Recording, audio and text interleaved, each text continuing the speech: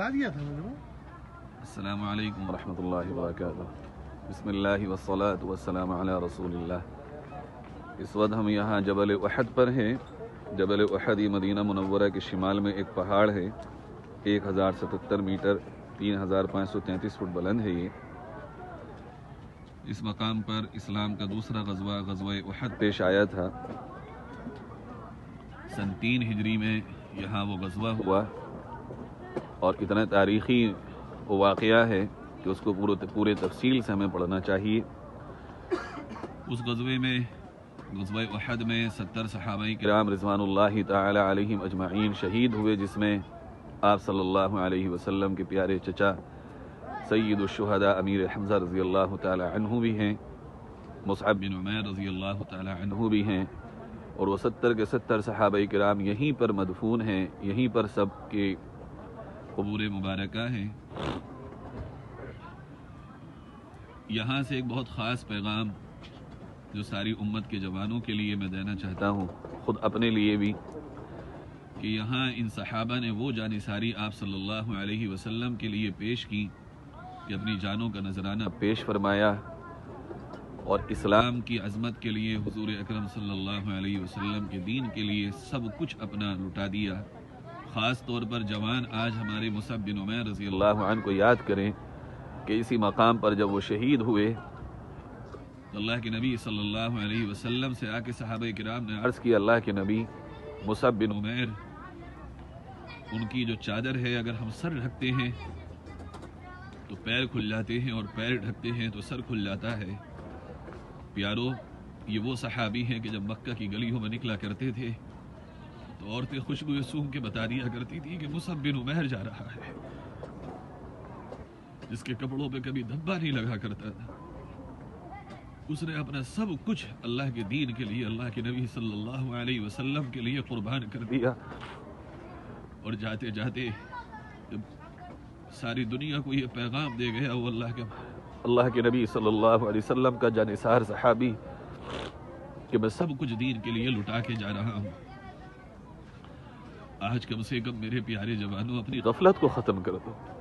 احد کے اس قبرستان سے میں آپ سے درخواست کر رہا ہوں، اپنی راتوں کی بربادی ختم کر دیجئے، اپنی غفلت اور کاہلی کو ختم کر دیجئے، اپنے اخلاق کو اچھے بنا لیجئے، اسلامی روایات کو اپنے اندر زندہ فرما لیجئے۔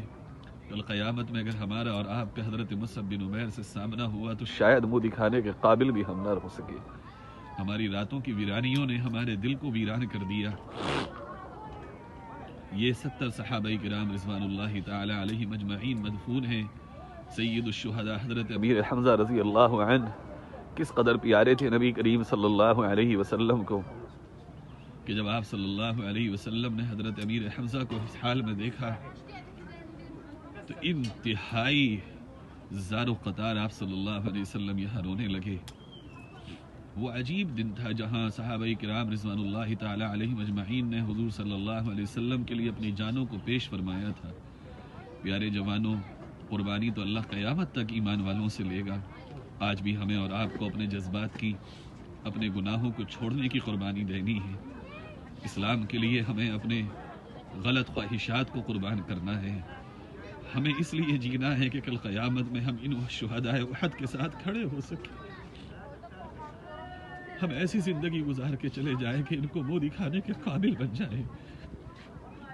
یہ بھی دنیا میں زندگی گزارتے تھے، ان کے بھی بیوی بچے، ان کے بھی گھر والے تھے، سب کچھ انہوں نے اپنے لیے، اپنے نبی کے لیے، دین اسلام کے لیے قربان کر دیا۔ میرے پیارے جوانوں، میں آپ سے ہاتھ جوڑ کے کہتا ہوں، اپنی فجر کی نماز کو آباد کرو، اپنے دل کو اللہ کی یاد سے آباد کرو، اپنی زبانوں کو اللہ کے تذکرے سے آباد کر لو۔ خدا کے لیے اٹھ جاؤ۔ ہم اور آپ اگر صحیح ہو گئے، خدا کی قسم سارا عالم صحیح ہو جائے گا۔ سارے عالم کی درستگی ہمارے اور آپ کے درست ہونے پر ہے۔ یہ میں آپ کو وہ پہاڑی دکھا رہا ہوں پیچھے، جس کو جبل رمات کہتے ہیں۔ 50 صحابہ کرام اس پر تیر انداز حضور اکرم صلی اللہ علیہ وسلم نے تعینات فرمائے تھے۔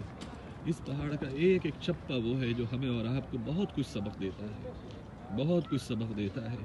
یہ پہاڑ ہے جہاں آپ صلی اللہ علیہ وسلم کے ایک نوکیلا پتھر ایک مشرک نے جب مارا تو آپ جب گرے پیچھے تو آپ کا سر مبارک پہاڑ کی نوک پہ لگا اور آپ کے سر سے اور آپ کے خود کی جو کیلیں تھی وہ آپ کے رخسار مبارک میں گڑ گئیں تو خون بہنے لگا.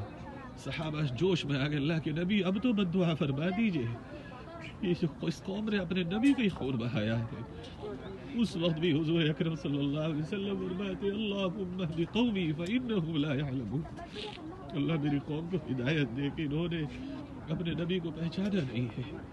ہمارے آپ کے جھگڑے, لڑائیاں, اختلافات, دلوں میں بغض, عداوت, ایک دوسرے کو مٹانے کی کوششیں, ایک دوسرے کو نیچا کرنے کی کوششیں, وہ میرے پیارے ساری زندگی اسی میں گزر گئی. اب ایک دوسرے کے تعاون میں گزارے, ایک دوسرے کو بنانے میں گزارے, ایک دوسرے کے لیے مدد کرنے میں زندگی گزارے, ایک دوسرے سے پیار محبت کرنے میں زندگی گزارے. یہ احد کا پہاڑ چیخ چیخ کے مجھے اور آپ کو پکار رہا ہے.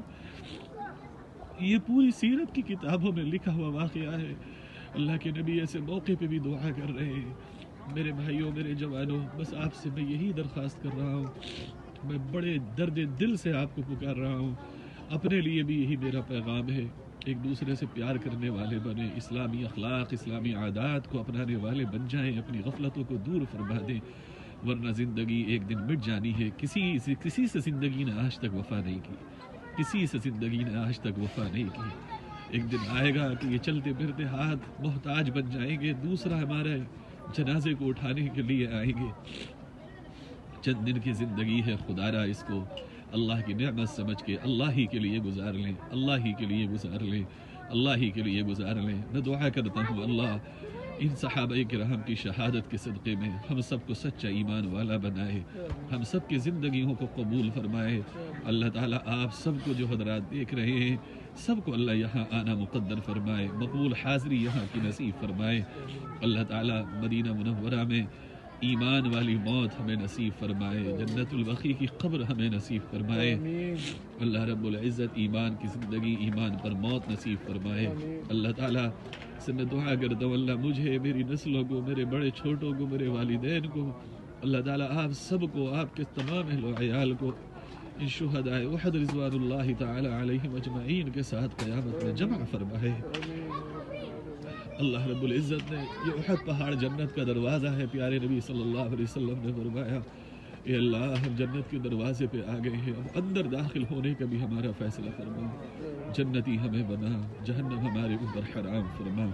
السلام علیکم ورحمۃ اللہ وبرکاتہ. صلی اللہ علی النبی محمد وآلہ واصحابہ اجمعین وبارک وسلم تسلیما کثیرا کثیرا.